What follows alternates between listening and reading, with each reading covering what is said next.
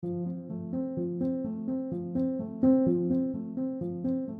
start with a very basic question. How do you get to this point? It's a good question. I often stop and think about it myself, Delawa, and it is and has been a meandering course, not linear. And by way of background, I am a qualified teacher. I studied social science at university and then did a diploma of education and became a teacher. And from that point, my first role was in a security work farm prison, effectively, as an education officer, where we worked with non-commissioned. I didn't have any of the uniform pips and the hats. It was a non-commissioned role. And we developed education programs for inmates, everything from basic education through to online learning through university and trades as well. So it was quite a mixed delivery of different topics and subjects for inmates to better equip themselves to reduce recidivism, really, to help them engage with society such that they don't return to prison. That's my first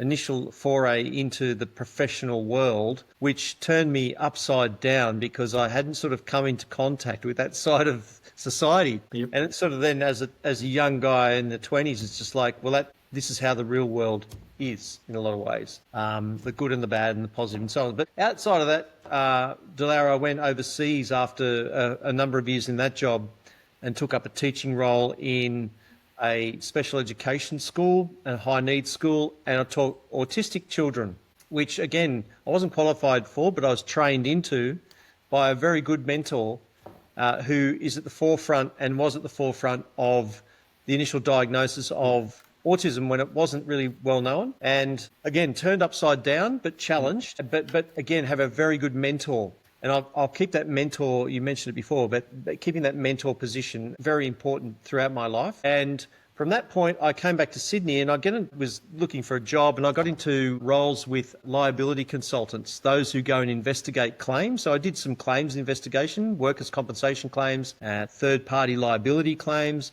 looking at fault. And at that point, I realised, given all the failures of systems to leading to claims and people being injured and major third-party liability claims, surely there's got to be a way about prevention. And it led me to safety science, Delara. So I went back to university and restudied in safety science at New South Wales University, which then I crossed paths with a guy by the name of Kobe Simmet. Now, we both know Kobe in the industry at that point in time. He was consulting. He wasn't doing the auditing so much as not owning best practice at that point in time. But he had his own consulting company. I worked with him and he introduced me to systems. And then I sort of got into environmental systems and then to quality management systems and then to obviously safety management systems through safety science. And then fell headfirst into the consulting game of people trying to, with their businesses, grapple with how do we manage this risk? How do we manage the opportunity? What references do we have? And then ISO opened up for me. I got into the auditing world and I was working both as an auditor, one hat over here, and over here consulting, not auditing the same, just to be clear, but different engagements. But I think the beauty of that side of things, Delara, and maybe you can add to this, is I felt quite privileged going into businesses and asking questions, understanding how they would go about their work, what their hopes and aspirations were outside the standard. Of course, we had the criteria to audit against, but you and I both know that's only a guide for the conversation to unfold. But I'll say again, mentor, like Kobe's been a great mentor for me, even though I'm older than him, but in that sort of opening to the world of systems thinking, he was fantastic. And what I'll say about Kobe Simmet is that he challenged the conventional thinking around what auditing can deliver by way of value to clients. And that's always stuck with me. So yes, it's been a meandering course to this point, but I think that the education piece has been consistent throughout. And I think I get great joy seeing the value that we can offer clients, but them taking ownership and understanding. And I still get that bit of a buzz when a concept is grasped and understood. And maybe you can identify with that too. It's like great when someone takes the piece and empowers themselves to get better at what they do and improve over time, which at the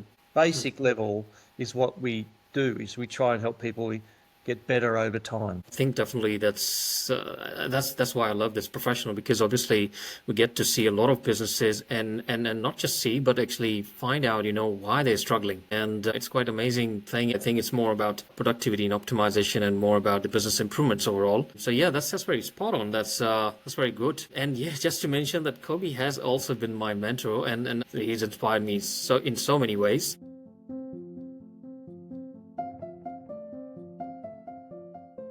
You mentioned about the auditing and consulting. Most of the times I find auditors sometimes jumping the line around consulting and sometimes jumping around.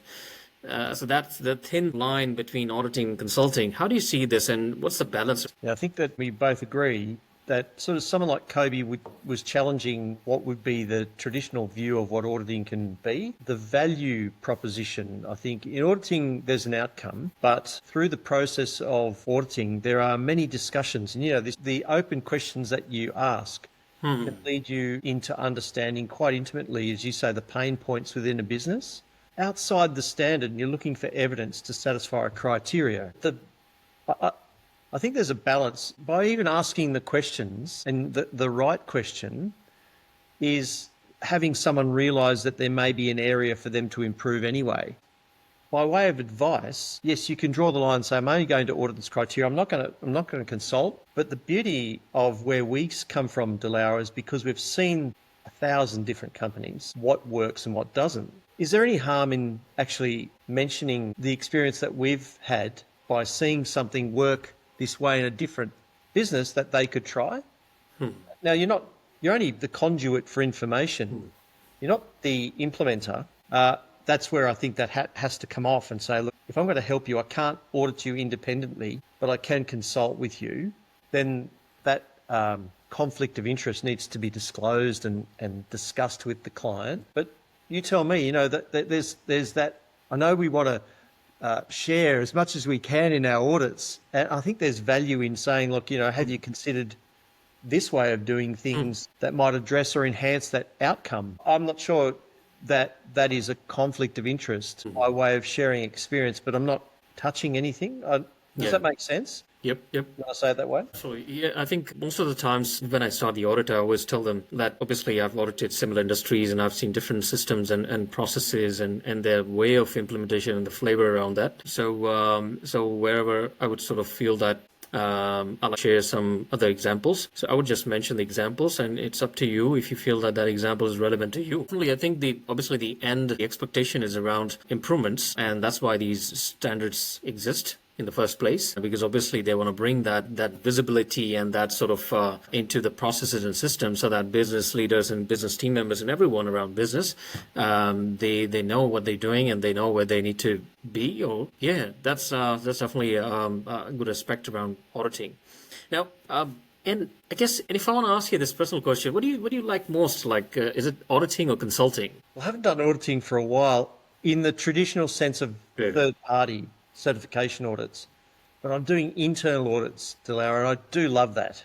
I think why I like that so much is that I've always been, I love my sports and I have been a sports person. I love the identity of team and being in a team. And sometimes, again, going back to the trying to change the negative connotations around what auditing is and flipping it to be like a peer review or a team review, or just changing the language and the nuance a little bit such that people are disarmed and they engage with you. And so a couple of our key clients, I love working with them because we position the internal audit function as a part of the team to investigate areas for a business unit to improve. Well, how do we improve? Well, we've got to understand what particularly your vision, your strategy or execution plans are. How's that going? What are the often thing we say is, what are the stones in your shoe that are impeding you from delivering on that strategy? What are the bottlenecks? Yep.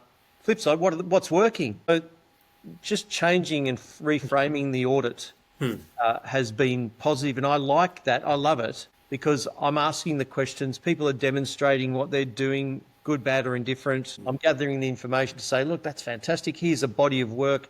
Here's some recommendations for you guys. Maybe that can feed into your strategy. So just changing the thinking around that. So probably not as technical as an external third party, audit, but equally powerful when used in the right way and joined with something like a good management review from a strategic perspective to feed that information into change, as you say, for improvement's sake. The consulting, it can be quite fluid. And I think the difference, if I could put it this way, it came up this morning in our morning huddle that a particular client was not engaged because we're doing a lot of the legwork from the consulting perspective and implementation. And that's the challenge, is having that client engaged in their own system. So it's two things, because when you're auditing, they are engaged because they're required to be engaged. When consulting, maybe there is that view that you are being paid to do the work, therefore I don't need to be as engaged. So I see it that way. But I guess from consulting perspective, we've got to make that fun, somehow fun, and really align that with the outcomes. You said it before about the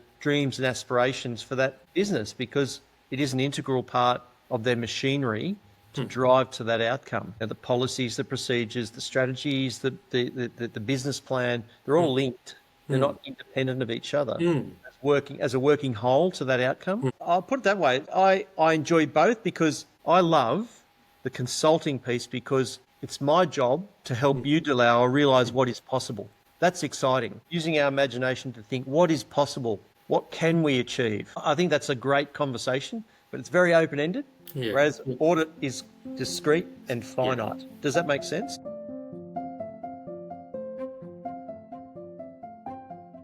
Yeah, absolutely. A great way to put around auditing, consulting. So I'll just change a bit of our conversation. And you mentioned about this auditing bit and procedures and policies and their vision and mission. And I think most of the times I discover in my audits is business owners looking at numbers,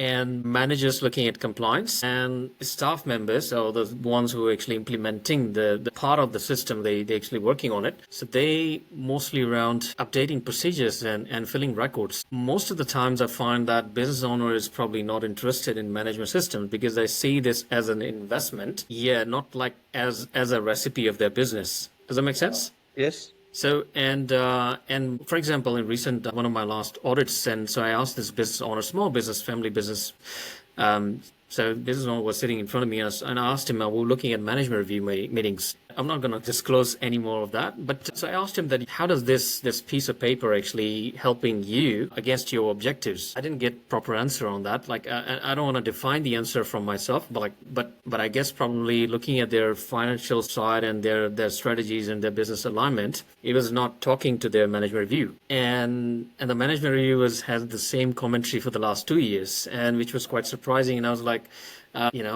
But anyways, I think these are the practices we often see in our sort of discussion, and I think this is where probably consulting is really important for the business, because obviously I find it's sort of lack of education or awareness. Does that make sense? Yeah. And most of the business owners, I find that they know what they want to do, and they're really interested and they're inspired and they want to get things done and get there and everything. But it's probably the education pieces which is missing from their overall recipe. Yeah. Look, that's a really good way to put it. It is their recipe, right? They want to know what that recipe is, because the recipe is a bunch of ingredients. When put together and then baked or whatever, there's an outcome, right? What is the outcome? The education piece that you mentioned, yes, is missing. And I think it is incumbent upon us as the interpreters of standards, for instance, in the business world generally, to be able to say, and in audits, and I think I've seen you do this, is how can I change the framing of this requirement into a language that is related to the business and whatever sector they're in, manufacturing, construction, IT, how can I reference that in a way that they go, oh, yes, that's the connection. I make that connection now, understand. Because I think if you do talk to people about internal audit management reviews and they're just going, oh, it's not relevant. But the fact is, if you change that language, like you're saying, around let's have a peer review of how we are going as a team using a framework or questions, and then link that to say call management review is it could be data review or performance review for strategy improvement, or just reframe it. We try and do that because the systems that we're working with, Delau, if you look at the advent and creation of systems through AI, that aside, but the off-the-shelf management systems that you can buy, they're still framed in such a way, the old traditional ISO ones are still done by the standard, but the more switched on or savvy platforms are built around business outcomes. So the language is a little bit different. But you and I know if we walked into that business management system, we could find the evidence that we need to meet that criteria. Is that fair to say? Yep. Yeah. I think that that's a big shift that the industry needs to make from a consult ISO into business thinking, business first thinking. Because you said it before, the outcome for the owner might seem a little different from the manager's compliance requirements and the staff's generation of records. But there's a recent study done by HubSpot, and I think it was HubSpot or LinkedIn, one of the two, where it was called The World of Work. And there was two key factors for retention of staff, which is remuneration being one. But the other part, which I think relates to what we're talking about, is that people wanted to understand how their efforts and outputs at work are related to a bigger picture. Now tell me if that isn't the link between strategy and systems, as in the tools that we use to drive. They want to understand, how is my effort related to that strategy?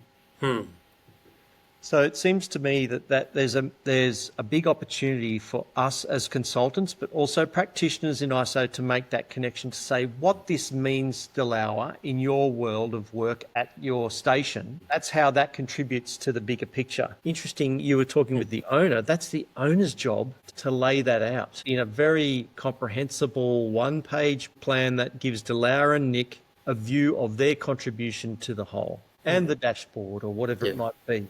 Does that make sense? I think, I hope that sort of answers your question. Yeah, no, definitely that's spot on. And I think most of the times my own definition around root cause around these gaps is usually you find that it's probably either the lack of education or lack of interest. Well, how do you contend with that? Tell me, how do you contend with a lack of interest? It is a challenge. Well, I think that lack of interest is most of the times due to the nature of complexity of the business. And some businesses, you can see that, they're like quite big and they've got different branches compared to other businesses which are probably more mid-sized. They're growing, they're working. And some of the businesses, let's say, there was one business I audited, and they were actually moving away from their family run to becoming more like organization. And so they were challenged with that concept that I need to hire an HR manager, and they were struggling with that concept. So I guess with the lack of interest is somewhere I find is the lack of control. Does that make sense? Yeah, okay. And obviously, for some people, it's more about they want the control over their business. Obviously, they're business owners. But when they're moving away from small to the medium to the large business, and then so they're becoming more like organization, a group of people. And this is where then they have to distribute everything around. For example, I think it was a business owner, and he used to sign on all these papers. Pretty good company, good size. They had like 50 about employees, and so we were reviewing their business continuity plan. And everything was mentioned in there next door. If something happens, that we're going to continue all of that. And I asked him that, what if something happens to you? You go on vacation or something. So how does the business continually operate? Because obviously, I see every invoice, everything goes through your check. And who's the next best decision maker? So I guess this is where probably the business owners struggle around systems they feel that they need to control. Yeah. If they don't control, then they probably delegate something which is not really, I guess, management system. Does that make sense? And that's how I feel that there's these sort of behaviors around organizational management. There you go, my friend. That Delawa is that as founders and owners, that is our lot. Because and I'll go back to your example, for those business owners, and think about yourself for this minute. We all want to claim back some time. We invest so much in our businesses. We want to claim back some time for ourselves. You can be consumed. Now, there's being consumed and being addicted. Two different things, right? I can make a choice. If I speak with businesses and talking about the growth programs and scale, a part of that scale is at some point, like you said, that family business, is letting go of the vine. You've got to hand over some elements of that to free yourself up to think about what's next, or claim back some of that time for your family, whatever that outcome would be. But having that end in mind is important, because it comes back to that logical framework. So who are the people that I need in place? What is the strategy that they need to follow and the tactics that they need to follow with their teams that using the systems. What systems do we need to put in place? So it's logically following that sequence. If our job is to make that simpler for someone to understand, take the drama out of that and help them grow well, that's worthy work. Going back to your original question about consulting, that's what I like to do. And it has to be an articulated way of communicating how these things are linked in a simple way that it's not overwhelming for someone to be able to say, I'm motivated by that. I do want that outcome for me. You can't forget the business owner in this and obviously having the conversation with them. But I think that the beauty of auditing and consulting is still asking the question.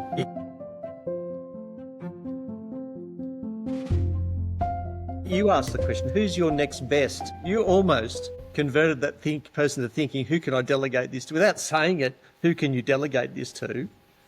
Because that's a bottleneck. And I reckon if that person's feeling the pain, imagine how others are feeling that magnified pain through that one process, which is clearly failing. Going back a step, you'd had a really good internal audit or peer review function, you would have picked that up and you wouldn't be the one asking the question. The internal audit would have had that laid out and say, here are our bottlenecks, here's where we can improve. Through automation or recruitment or other ways of saying, well, because I think, guarantee you, and I'll ask you as a business owner, there are tasks you don't like to do, I imagine, right? So who do we need in that seat who's better than me? Because maybe I'm the problem. Maybe I'm the block. It's a tough question to ask, but they're the right questions. I'm looking at time. We can keep talking about these things, the whole day. That's what sort of like scares me most. So probably the final question: if a business engages you, so what's your first step around consulting? Yeah, Makes sense. Right. Well, I don't know what I don't know, Delawa. And someone's asked me to be engaged. Let's say it's you, for instance, you want to be engaged with us. We say, okay, Delawa, let's set some time aside, carve out some time above and beyond what you're doing. Let's have a discovery conversation. And that's where, very much like we're doing today, it's organic enough. I mean, I have my question sets, but I don't go in with a given formula. I want to ask certain questions to understand your motivations, whether it be for the business growth outcome that you want to achieve for Cert Better, or I ask the questions of myself and my team ask me, what do we want to achieve at MPX? We have a given structure where we discover the motivations, desires, and outcomes you're trying to achieve for your business. Now, that could be ISO certification. Great. What does that look like? Who's going to be involved? How's your resourcing? Big one, what do you have? You're a viable business, Delawa. You do have systems in place. What are they? What platforms are you using? How can we possibly plug into the Microsoft environment you're in already? That's something that it will impose too much, but can be nicely structured. So we have a discovery conversation, so it becomes more a scope of work that leads to a proposal, which lays out the sequence of events that can happen to get to that outcome. It would be ISO certification, clearly. We've got a couple of programs that we offer, which is ISO Sprint for those who are really small businesses, startups who don't have the resourcing. And then we've got the full handhold. What does that look like? So the first thing, mate, is discovery, because I've got to understand more about your context, your business, your hopes, wishes and desires as a business owner. Yeah. Makes sense. Understanding the recipe, I would say. Do you have one? But I guess the thing about it is, because show me what parts of the recipe, you might have 60% of the recipe. And I say, like we said before, given my experience, here's some examples of 40% to top it up. Yep. No, definitely makes sense. Sure. Do you have any question for me before we log off?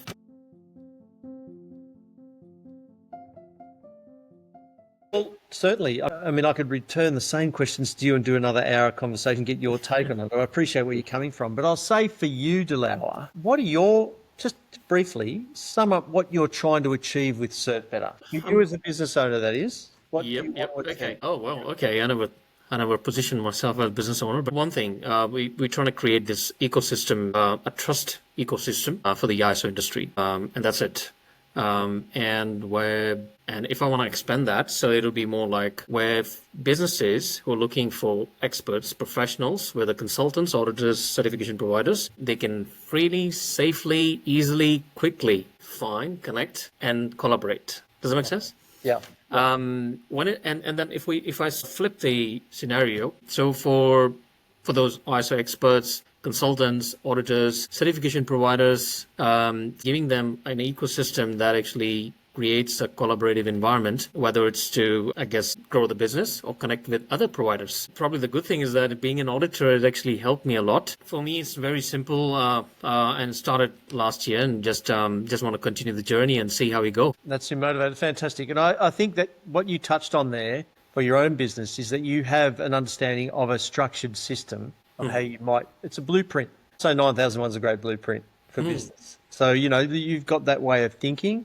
That's terrific. Well, thank you so much, Nick. Thank you for your help and always being so amazing and inspiring. And let's continue the conversation. Thank you, Delau. Thanks for setting up this platform. And first of all, thanks for reaching out and setting this up, because I think it's worthy work, and hopefully it complements your view for Cert Better, that we can all share information for the common good at the end of the day, which is a good client outcome. Thank you for making this possible, mate. Soon.